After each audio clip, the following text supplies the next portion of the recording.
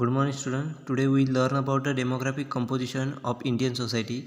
There are main two parts that is included in demographic composition of Indian society. First is religions in India and second is caste in India. These two part will learn in these points. We start with first religion in India. Religion is characterized by the diversity of religion, beliefs, and practices. The Indian subcontinent is birthplace of of some of the world major region, uh, mainly Hinduism, Buddhism, Jainism, and Sikhism.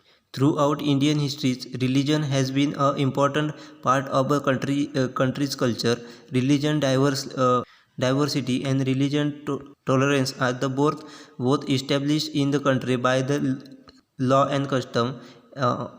The Constitution of India has declared the right to be freedom to religion to be fundamental right. म्हणजेच इंडियामध्ये धर्मानुसार वेगवेगळे composition केलेले आहेत Indian सोसायटीमध्ये. धर्म म्हणजेच आपण कुठल्या सोसायटीमध्ये राहतो किंवा आपण कशा पद्धतीने बिलीफ्स आपले रिलिजनमध्ये बिलीफ्स अँड प्रॅक्टिसेस याच्यावर आपले रिलिजन तयार झालेले आहेत इंडियामध्ये.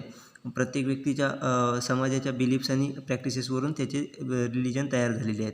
मेजर रिलिजन हे आपल्या बर्थ प्लेसवर डिपेंड केलेले असतात. म्हणजे ज्या ठिकाणी आपला जन्म झाला आहे त्यानुसार आपल्याला रिलिजन प्रत्येक व्यक्तीचं रिलिजन हे डिसाईड केलं जातं. म्हणजे ज्या ठिकाणी तो बर्थ झाला आहे जन्म झाला आहे त्या ठिकाणचं रिलिजन त्याला दिलं जातं. म्हणजे त्या रिलिजनमधला तो व्यक्ती आहे असं मानलं जातं. मेनली हिंदू, बुद्धिझम, जैन आणि शीख अशा पद्धतीचे रिलिजन आपल्या इंडियामध्ये दिसून येतात मोठ्या प्रमाणात. इंडियन हिस्ट्रीमध्ये रिलिजन हे इम्पॉर्टंट पार्ट मानलं जातं. इंडियन कल्चरमध्ये इंडियन कंट्रीच्या कल्चरमध्ये रिलिजन हा खूप मोठा पार्ट मानला जातो. कारण इंडियामध्ये रिलिजन डायव्हर्सिटी अँड रिलिजन हे लॉ अँड कंटिन्युममध्ये इस्टॅब्लिश केलेले आहेत, कस्टम्समध्ये इस्टॅब्लिश केलेले आहेत. त्यामुळे आपल्या इंडियन कल्चरमध्ये रिलिजनला खूप महत्त्व दिलेलं आहे. त्याचमुळे आपल्या रिलिजनमुळे आपल्या इंडियन सोसायटीमध्ये वेगवेगळे पार्टही केलेले आहेत. Northwest India was home to one of the world oldest civilization, the Indus Valley civilization. Today the Indian comprises around 90% of global population of Hindus. Most Hindu shrines, the temples are located in India, as are the birthplace of the most Hindu shrines. Allahabad hosts the world's largest religion pilgrimage, Kumbh Mela, where the Hindus from across the world come together to bathe in the confluence of the three sacred rivers of India, the Ganga, the Yamuna, and the Saraswati. The Indian diaspora in the West has been popular many aspects of Hindu philosophy such as yoga, meditations, Ayurvedic medicines, divination, karmas, and reincarnation. The influence of Indian religions has been significant all over the world. Several organizations such as the Hare Krishna movement, the Brahma Kumari, the Ananda Marga, and other have been spread Indian spiritual beliefs and practices. यामध्ये 19% population म्हणजे 90% population हे हिंदू लोक आहेत इंडियामध्ये. त्याचबरोबर हिंदूंची मंदिरे देखील आपल्याला इंडियामध्ये जास्तीत जास्त बघायला मिळतात. त्याचबरोबर हिंदूंचं बर्थप्लेस हे जास्तीत जास्त हिंदूंचं बर्थप्लेस हे भारतामधलं आहे. म्हणजे बाहेर देशात जरी हिंदू लोक असले तरी त्यांचं बर्थप्लेस हे आपलं इंडियाच आहे. कुंभमेळा हा हिंदू लोकांचा सर्वात मोठा धार्मिक कार्यक्रम मानला जातो. त्या कार्यक्रमामध्ये वेगवेगळ्या ठिकाणावरून हिंदू लोक हे येत असतात. कारण या ठिकाणी 3 गंगेचा संगम झालेला आहे. या ठिकाणी अंघोळ करण्यासाठी म्हणून कुंभमेळ्याला वेगवेगळ्या ठिकाणाहून लोक इंडियामधील हिंदू धर्मातील लोक हे येत असतात. त्यामध्ये गंगा असेल, यमुना असेल आणि सरस्वती असेल या 3 नद्यांचा संगम या ठिकाणी झालेला आहे. याच्यासाठी पवित्र स्थान मानून हिंदू लोक त्या ठिकाणी येत असतात कुंभमेळ्याच्या निमित्ताने. त्याचबरोबर हिंदू लोकांचा योगा असेल, त्याच्यानंतर मेडिटेशन असेल किंवा आयुर्वेदिक मेडिसिन असतील किंवा कर्म अशा प्रकारचे वेगवेगळे जे अस्पेक्ट्स आहेत ते आपल्याला इंडियामध्ये मोठ्या प्रमाणात इस्टॅब्लिश झालेले दिसते, पॉप्युलर झालेले दिसतात आपल्याला. अशा प्रकारचे हिंदूंचे जे काही फिलॉसॉफीज असतील ते आपल्याला इंडियामध्ये जास्त पॉप्युलर झालेल्या दिसून येतात. According to the 2011 census, 79.8% the population of India is practices Hinduism, and 40 14.2% other the in Islam, and while the remaining 6% others are other religions like Christianism, Sikhism, Buddhism, Jainism. That's all. Christianity is the third largest religion in the India, the largest religion in the world.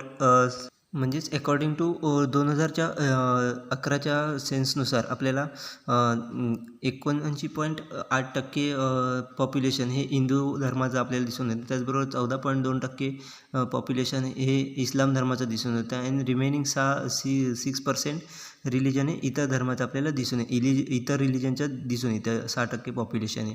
त्यामध्ये आपल्याला ख्रिस्तिझम धर्माचे जे लोक आहेत ते आपल्याला ती religion आपल्याला थर्ड लार्जेस्ट रिलिजन आपल्या इंडियामध्ये आहे, म्हणजे तिसऱ्या क्रमांकावर आहे. तर वर्ल्डमध्ये ती फर्स्ट आहे.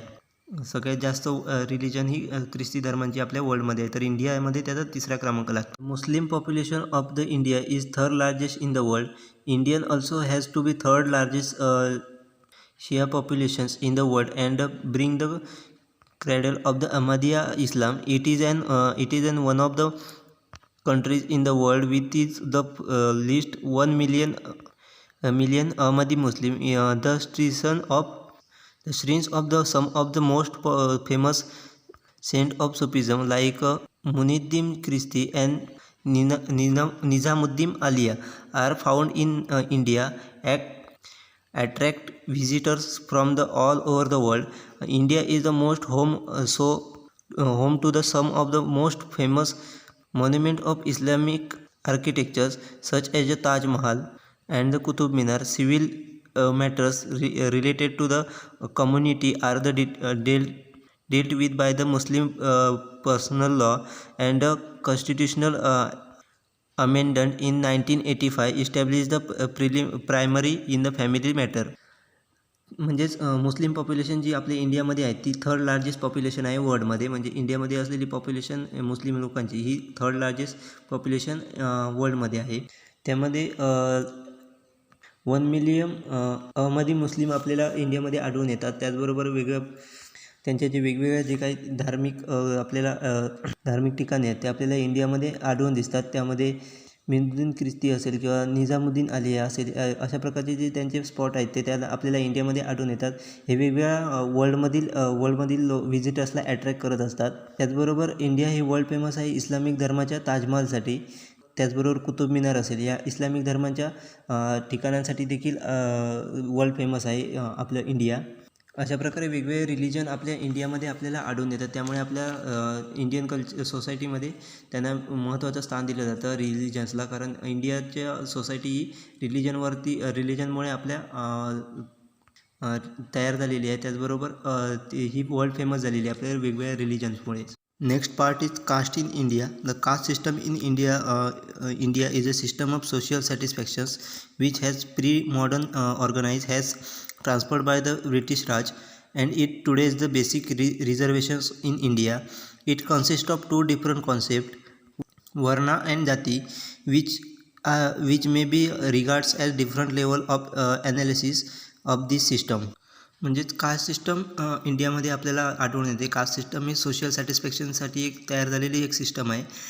ही ब्रिटिश काळापासून आपल्याला ब्रिटिश राजपासून फॉर्म झालेली आपल्याला म्हणजे त्या काळात फॉर्म झालेली आहे कास्ट सिस्टम ही. आणि सध्याच्या काळात ही आपल्याला रिझर्वेशनसाठी कास्ट सिस्टम ही आपल्याला इंडियामध्ये वापरली जाते. त्यामध्ये 2 वेगवेगळे डिफरंट कॉन्सेप्ट आहेत, ते म्हणजे वर्ण अँड जाती.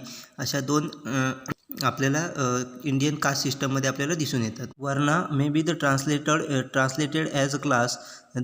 Thus refers to the 4 social classes which exist in the Vedic society, namely Brahmins, Kshatriya, Vaishyas and Shudras. Certain groups known as Dalits were the historically excluded from the Varna system altogether and are still ostracized as untouchable. वर्ण म्हणजेच आपल्याला class, आपल्याला Indian कास्टमध्ये आपल्याला वेगवेगळ्या प्रकारचे वर्णावरून पडलेले आपल्याला क्लास दिसून येतात. त्यामध्ये वैदिक सोसायटीनुसार आपल्याला वेगवेगळे क्लास आपल्याला दिसून येतात. त्यामध्ये पहिला मेन आहे तो म्हणजे ब्राह्मण, दुसरा क्षत्रिय, तिसरा वैश्य अँड चौथा शूद्र. अशा प्रकारचे 4 प्रकारचे मेन आपल्याला वर्णानुसार क्लास पडलेले दिसतात. त्याच्यानंतर काही ग्रुप आहेत ते आपल्याला दलित म्हणून देखील आपल्याला ग्रुप आपल्याला दिसून येतात इंडियन कास्ट सिस्टममध्ये. Jatis may be translated as a caste. The refers to birth. The name of jatis are usually derived from the occupation and considered to be hereditary and endogamous, but this may not always have been a caste been the case. The jatis developed in post-Vedic time, possibly from the crystallization for the guilt during its feudal area. The jatis are obtained together for the belonging to one of the four varnas. म्हणजेच आपल्याला वेगवेगळ्या प्रकारच्या जाती देखील आपल्याला caste सिस्टममध्ये आपल्याला दिसून, म्हणजेच कास्ट आपल्याला इंडियन सिस्टममध्ये दिसून येतात. ते आपल्याला रेफर्स आपल्या बर्थनुसार आपल्याला मिळत असतात. त्याचबरोबर जाती या डिराइव्ड फ्रॉम ऑक्युपेशन, म्हणजे त्या व्यक्तीचं ऑक्युपेशन असेल किंवा त्या व्यक्ती कोणत्या समाजात जन्माला आला याच्यावरून आपल्याला कास्ट ही दिली जात असते. बरोबर, जाती या वैदिक टाईमच्या नंतर ह्या डेव्हलप झालेल्या आहेत जाती. त्याचबरोबर जाती ह्या आपल्याला वर्णाच्या सिस्टमनुसार आपल्याला बिलॉंग केलेल्या दिसून येतात. There are various caste in Indian caste system that is as follows. First is Dalit SC, schedule caste population in India 16.6%. Dalit numbers around 20 crores or 200 millions in India. The percentage is 16.66% in Indian population. They are also referred to the scheduled caste or SC. As per 2011 census, the population of India is 121 crores or 1.21 billion. म्हणजेच आपल्याला आपल्या caste सिस्टममध्ये पहिली caste दिसून येते ते म्हणजे दलित समाजाची, म्हणजे schedule caste SC. Schedule caste population in इंडियामध्ये ते 16.6% आहे. दलित लोकांचं म्हणजे त्या लोकांचा नंबर हे टोटल 2 करोड किंवा 200 मिलियन इतकी आहे इंडियामध्ये. त्याचं पर्सेंटेज जर केलं तर आपण 16.66% होतं इंडियन पॉप्युलेशनच्या. हे आपल्याला 2011च्या जनगणनेनुसार आपल्याला ही आकडेवारी आपल्याला आयडेंटिफाय केलेली आहे. त्या वेळेला आपली इंडियन पॉप्युलेशन ही 121 करोड किंवा 1.21 बिलियन एवढी होती. Next is tribal ST, scheduled tribes population in India 8.6%. The tribal population in India is nearly 10.5 crores or 105 million. The ST's percentage is 8.66 in Indian population. ST's mostly live in Madhya Pradesh, Chhattisgarh, Jharkhand, Orissa, West Bengal and northeastern state. म्हणजेच ट्रिबल म्हणजेच आदिवासी जमात. या आदिवासी जमात त्यांना ST या कास्टमध्ये त्यांना calculate केलं जातं. म्हणजेच शेड्यूल्ड ट्रिबल पॉप्युलेशन या नावाने त्यांना आयडेंटिफाय केलं जातं. यांची पॉप्युलेशन ही 10.5 करोड किंवा 105 मिलियन इथपर्यंत आहे. त्यांचं पर्सेंटेज जर केलं तर आपल्याला 8.66 म्हणजे 8.66% एवढं इंडियन पॉप्युलेशनच्या त्यांची लोकसंख्या आहे. ST's या जातीचे लोक हे मोस्टली आपल्याला मध्य प्रदेश असेल, छत्तीसगड असेल किंवा झारखंड असेल, ओडिसा असेल किंवा वेस्ट बंगाल असेल किंवा नॉर्थ ईस्टर्न स्टेट असतील, या स्टेटमध्ये आपल्याला या लोकांची लोकसंख्या जास्त प्रमाणात दिसून येते. Next is OBC population. Estimate very from 40% to 52%. As we have already discussed the population figure of India above, it is clear to OBCs are biggest group. They are not Savarna and at some place they are dominated to but educationally backward mostly. The OBC stands for other backward class. In some state they are just called as BC or backward class. The number is estimated to be between 40% to 52%. The need for the caste census is to have a correct figure of all the caste and to understand this share in jobs and reputation is politely. Second class आहे तो म्हणजे OBC population. या लोकांची ही population estimated आहे 40 to 40 ते 52%. याच्यामध्ये या लोकांची पॉप्युलेशन आहे. आपण यावरती बघितलेल्या 2 कास्टमध्ये आपल्याला ही कास्ट ही सगळ्यात जास्त बिगेस्ट ग्रुप असलेला कास्ट आपल्याला दिसून येते. OBC लोकांची पॉप्युलेशन हे आपल्याला आपल्या इंडियन पॉप्युलेशनमध्ये जास्ती त्यांचा ग्रुप हा जास्त मोठा दिसतो. आपल्याला लोकसंख्या जास्त दिसते. OBC म्हणजेच अदर बॅकवर्ड क्लास. काही स्टेटमध्ये त्यांना BC म्हणजेच बॅकवर्ड क्लास म्हणून देखील ओळखलं जातं किंवा त्या नावाने त्यांना आयडेंटिफाय केलं जातं. यांची लोकसंख्या ही एस्टिमेटेड आहे 40 ते 52%.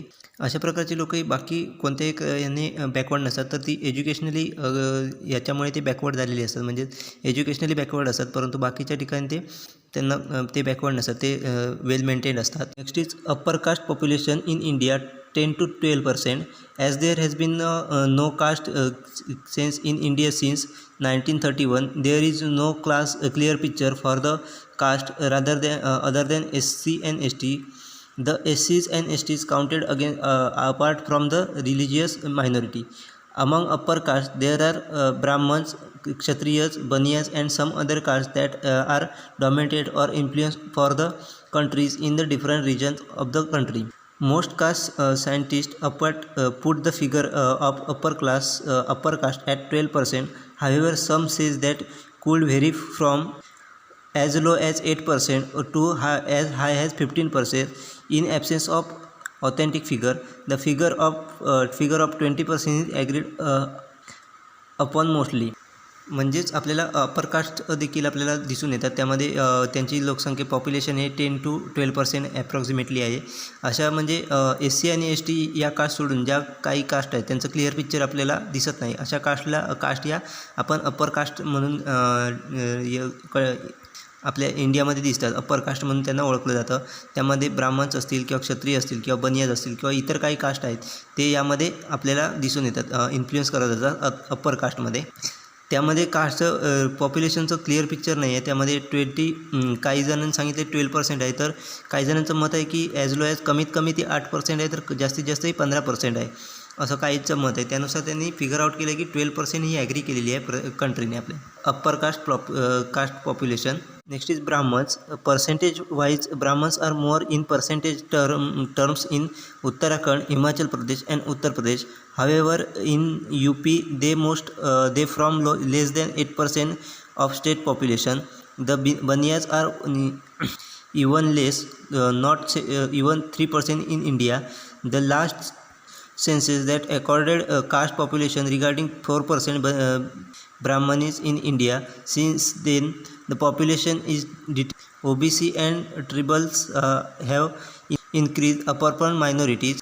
Full in population growth rate of Brahmanis have led to be assumptions that they are not around 3%, now around 3%. म्हणजेच आपल्याला पर्सेंटेजनुसार आपल्याला आढळून येतं की ब्राह्मण ही लोकसंख्या आपल्याला जास्तीत जास्त उत्तराखंड असेल, हिमाचल प्रदेश किंवा उत्तर प्रदेश असेल या ठिकाणी आपल्याला दिसून येते.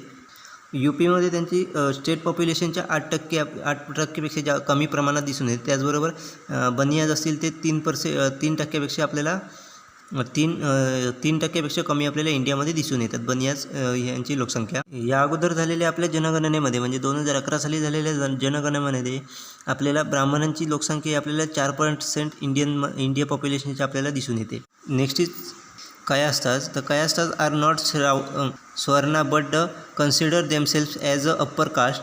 Some upper caste also consider them as a Swarna. Due to this disproportionately high strength in education institute and bureaucracy, they are more visible in the cities because of job, and hence there is presence in push colonies.